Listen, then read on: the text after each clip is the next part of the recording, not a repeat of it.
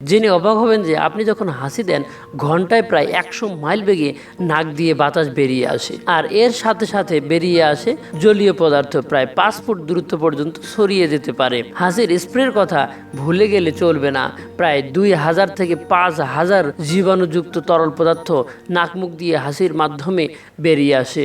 আমাদের দেহের অ্যাবডোমিনাল বা পেটের পেশি, বুকের পেশি, ডায়াফ্রাম বা বক্ষ উদরের মধ্যে উপস্থিত পেশি, স্বরযন্ত্র নিয়ন্ত্রণকারী পেশি এবং কণ্ঠের পেছনের পেশি একটি হাসি সম্পন্ন হতে সাহায্য করে থাকে। হাসি হওয়ার জন্য 1 সেকেন্ডেরও কম সময় লাগে।